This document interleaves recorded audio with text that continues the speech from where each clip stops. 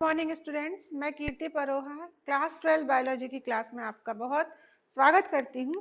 और बच्चों, आज हम आपकी यूनिट नंबर 5 में चैप्टर जो है जैव विविधता एवं संरक्षण, उसके क्वेश्चन आंसर का पार्ट 3 डिस्कस करेंगे। चलिए बच्चों शुरू करते हैं। पहला है लघुत्तरी प्रश्न उत्तर। उष्णकटिबंधीय एवं उप उष्णकटिबंधीय क्षेत्रों में शीतोष्ण कटिबंधीय क्षेत्रों की अपेक्षा अधिक जैव विविधता का क्या कारण है? अर्थात उष्णकटिबंधीय क्षेत्रों में सबसे अधिक स्तर की जाति समृद्धि क्यों मिलती है? इसकी 3 संकल्पनाएं दीजिए। उत्तर हम देखें, कहने का अर्थ है कि जो गर्म क्षेत्र हैं उनमें ज्यादा जातिगत विविधता पाई जाती है, जैव विविधता पाई जाती है, बजाय कि ठंडे क्षेत्रों की अपेक्षा। उसका कारण क्या है? पहला, जैव विविधता जाति उद्भवन की प्रक्रिया के फलस्वरूप बढ़ती है। इस प्रक्रिया में लंबा समय लगता है। शीतोष्ण क्षेत्र में प्राचीन समय में बार बार हिमनदन ग्लेशिएशन होता रहता है, जबकि उष्ण कटिबंधीय क्षेत्र लाखों वर्षों से अपेक्षाकृत अबाधित रहे।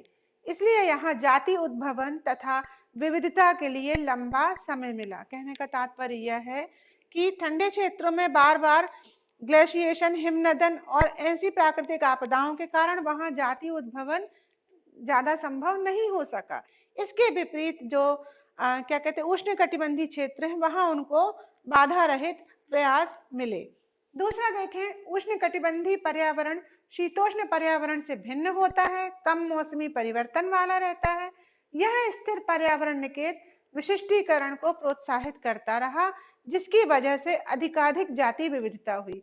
क्योंकि जो उष्ण कटिबंधीय वाला पर्यावरण है वो कैसा रहा? उसमें परिवर्तन कम हुए, मौसमी परिवर्तन कम हुए, तो वहां पर ज्यादा जातिगत विविधता दिखाई देने मिली।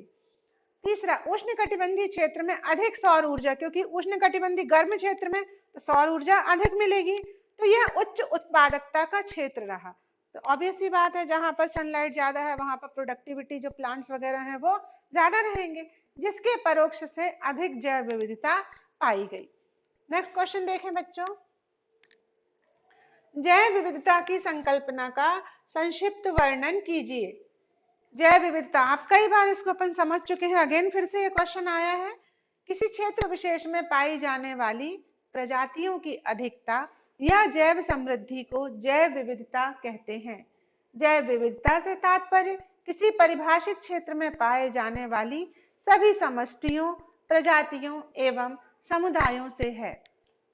तो आप अच्छे से समझ चुके हैं बच्चों। अब देखते हैं जैव विविधता को 3 श्रेणीबद्ध स्तरों पर कैसे व्यक्त किया जाता है। इसके 3 स्तर हमने पहले डिस्कस किए थे प्रीवियस वीडियो में। तो पहला है आनुवांशिक विविधता। वह प्रजाति विशेष में आनुवांशिक विभिन्नता या जीनों की कुल संख्या या डीएनए बहुरूपिता आनुवांशिक विविधता कहलाती है, अर्थात जेनेटिक लेवल पर पाई जाने वाली विविधता। दूसरा है प्रजातीय विविधता। किसी क्षेत्र विशेष में पाई जाने वाली प्रजातियों की कुल संख्या या प्रजाति समृद्धि जो है वो प्रजाति विविधता कहलाई जाती है। संक्षेप में इसको हम कह सकते हैं प्रजातियों की कुल संख्या। तीसरा है पारिस्थितिकीय विविधता, इकोलॉजिकल डिफरेंसेस। इससे तात्पर्य किसी क्षेत्र में पाए जाने वाले तरह तरह के पारिस्थितिक तंत्रों से हैं, जैसे रेगिस्तान, वर्षावन, गरान, मैंग्रोव, प्रवाल भित्ति, कोरल रीफ, वेटलैंड, एस्चुरी आदि से है। जैव विविधता संकल्पना यह दर्शाती है कि जैव विविधता का जो ताना बाना है बहुत ही संवेदनशील होता है, तथा किसी एक कड़ी को यदि प्रभावित किया जाता है तो इसका ज्यामितीय प्रभाव नजर आता है। इसका एक उदाहरण, किसी पारिस्थितिक तंत्र में किसी एक प्रजाति के समाप्त हो जाने से उसके सह अस्तित्व में रहने वाली कई प्रजातियों के विलुप्तीकरण से समझा जा सकता है। प्राकृतिक आवास के सिकुड़ने तथा खंडीकरण से कई जातियों के विलुप्तीकरण के खतरे के रूप में देखा जा सकता है। जैव विविधता की हानि पूरे पारिस्थितिक तंत्र की अस्थिरता एवं असंतुलन को बढ़ावा देता है। मतलब ये सारी जो कड़ियां हैं जैव विविधता की, सब एक दूसरे से बहुत अच्छे से कनेक्टेड है, इंटरकनेक्टेड है। यदि किसी एक कड़ी या किसी एक चेन, जैसे उत्पादक, उपभोक्ता और अपघटक में से किसी भी एक चेन को हम अलग करते हैं, कड़ी को अलग करते हैं, तो पूरा जो तंत्र है वो कैसा हो जाता है? विफल हो जाता है। नेक्स्ट देखते हैं, ये इंपॉर्टेंट क्वेश्चन है बेटा। पवित्र उपवन क्या है? इसकी संरक्षण में क्या भूमिका है? हम देखते हैं कि कई वृक्षों जैसे आम, तुलसी, पीपल, जंतुओं जैसे गिद्ध, गरुड़, मोर को आध्यात्म तथा धर्म से जोड़ दिया गया है। क्यों? उनकी रक्षा एवं संरक्षण हो सके। किस रूप में? सांस्कृतिक और धार्मिक जिम्मेदारी के रूप में। कई बार एक पूरा क्षेत्र, चाहे वह जंगल का हो, पहाड़ की चोटियां हो, नदियां हो, जलाशय हो, घास के मैदान हो, या किसी न किसी विशिष्ट देवी देवता के नाम से जोड़कर क्या बना दिया गया है? भारतवर्ष में पवित्र बना दिया गया है। इसकी यह प्रतिष्ठा ऐसे मानवीय स्वार्थ सिद्धि से परंपरागत सुरक्षा प्रदान करती है। ऐसे क्षेत्रों को पवित्र उपवन कहते हैं। मतलब जो क्षेत्र हैं उनको क्या कर दिया है? पवित्र धार्मिकता के नाम पर जोड़ करके किसी देवी देवता विशेष से, या उनको एक धार्मिक वृक्ष मान करके उनको पूजा जाता है हिंदू धर्म में, तो ऐसे क्षेत्रों को पवित्र उपवन कहा जाता है। इस तरह के पवित्र उपवन या आश्रय जैसे मेघालय की खासी जयंतिया पहाड़ी, राजस्थान की ओरण, कर्नाटक तथा महाराष्ट्र के पश्चिमी घाट व मध्य प्रदेश की सरगुजा, चंदरवा, बस्तर क्षेत्र हैं। ये बच्चों ध्यान रखना है कि पवित्र उपवन के नाम ये आपको 1 नंबर के भी क्वेश्चन में पूछे जा सकते हैं, और दीर्घोत्तरी में तो है ही ये बच्चों, तो इनको बिल्कुल आपको याद रखना है। हालांकि विभिन्न स्थानों पर इन उपवनों के लिए बनाए गए नियमों में अंतर पाए जाते हैं, परंतु इन सब में कुछ बातें समान हैं। इसमें पेड़ काटना, जंगल की धरती से कुछ भी बटोरना, पशुओं के शिकार पर पाबंदी सम्मिलित है। इसलिए ये पवित्र उपवन रक्षित हैं। आज इस प्रकार के पुनीत उपवनों के अवशेष स्थानिक और संकटोत्पन्न पौधों और पशुओं की प्रजातियों की अंतिम शरण स्थली हैं। ये प्रजातियों के औषधि एवं प्राकृतिक खजानों के भंडार हैं। ये औषधि एवं विविध पादप प्रजातियां नई किस्मों में सुधार के लिए प्रयोग की जा सकती हैं। नेक्स्ट क्वेश्चन देखते हैं बच्चों। ऐसी कोई 4 तकनीकों की सूची बनाई है जिसमें जैव विविधता के बहिस्थाने संरक्षण के नियम को प्रयुक्त किया जाए। बहिस्थाने एक्स-सिटू, बाहर ले जाकर के जैव विविधता के तत्वों का उनके प्राकृतिक आवास क्षेत्र से अलग उनकी अतिरिक्त देखभाल की जाती है और संरक्षित किया जाता है। तो यह विधि कैसे कहलाती? बहिस्थाने, यानी जिस स्थान पर वो पशु या प्रजाति है उसको उस स्थान से ना ले जाकर के किसी दूसरे स्थान पर संरक्षण देना। ऐसे जंतु जो वनों में विलुप्त हो गए हों, जंतु उद्यानों में सुरक्षित हैं। इन प्रजातियों को परिबद्ध घेरे में रखने के बजाय बाह्य स्थानीय संरक्षण दिया जाता है, जैसे कि चिड़ियाघर, वानस्पतिक उद्यान, बीज बैंक इनके उदाहरण हैं। बहिस्थानीय संरक्षण के अंतर्गत निम्नलिखित तकनीक आती है। पहला क्या करते हैं? पादप प्रजातियों के संरक्षण हेतु निम्न ताप पर लक्षित पादपों के बीज संग्रह करना, परागकण का संरक्षण करना और प्लांटलेट संरक्षण करना, ये कार्य होते हैं। दूसरा क्या होता है?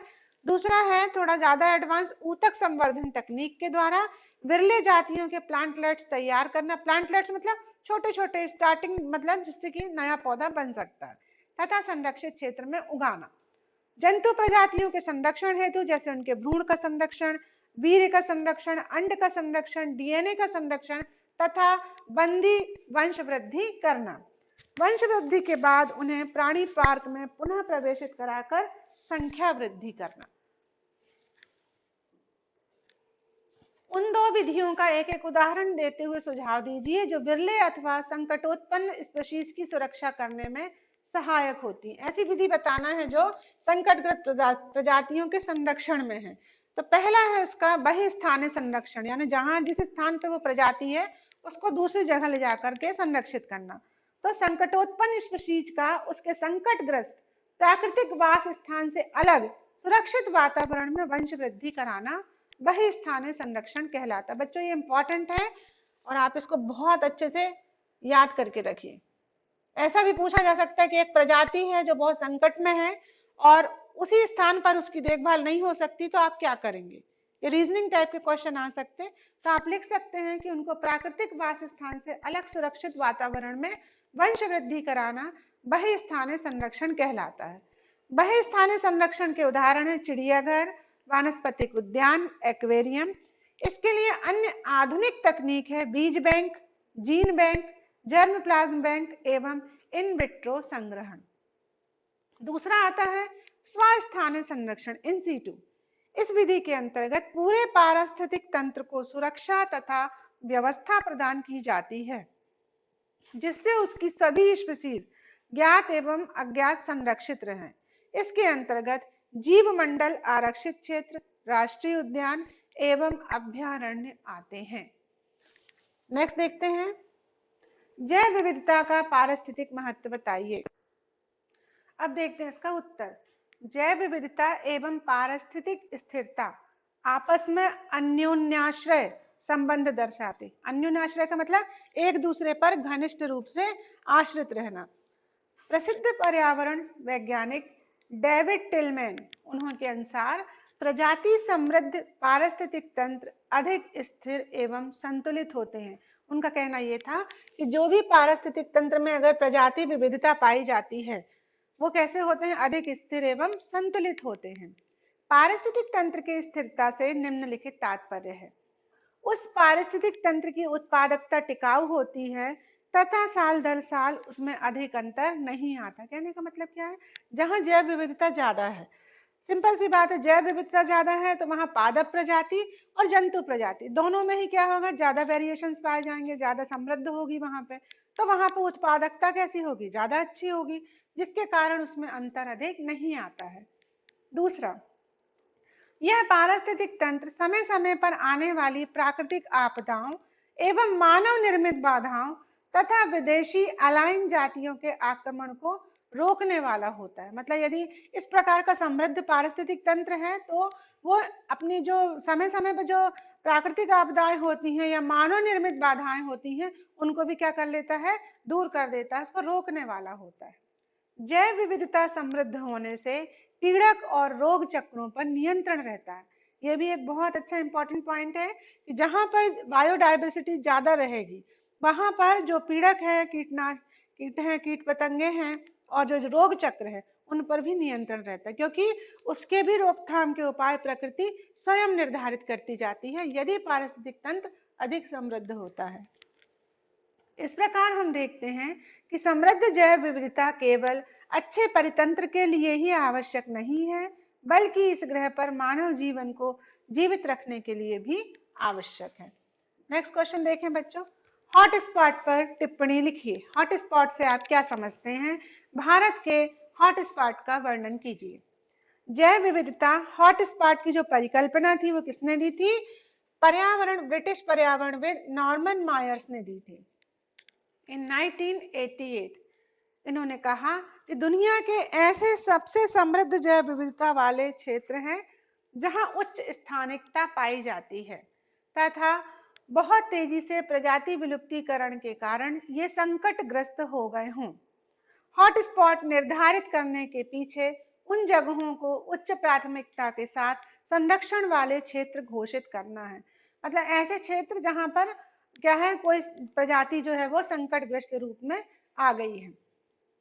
हॉटस्पॉट निर्धारण के लिए मुख्य रूप से दो मापदंड है। पहला, स्थानिक जातियों की अधिकाधिक संख्या, अर्थात वैसी प्रजातियों की संख्या जो अन्यत्र नहीं पाई जाती है। दूसरा, प्राकृतिक आवास की क्षति के कारण संकटोत्पन्न की गंभीरता। तीसरा, वर्तमान में पूरे विश्व में हॉटस्पॉट निर्धारित किए गए हैं। भारत में 3 है ये। पहला है पश्चिमी घाट, दूसरा श्रीलंका, इंडो बर्मा एवं पूर्वी हिमालयन क्षेत्र। यद्यपि जैव विविधता के सारे हॉटस्पॉट आपस में मिलकर संसार का 2% से भी कम है, परंतु इन क्षेत्रों में आवासित जातियों की संख्या अत्यधिक है।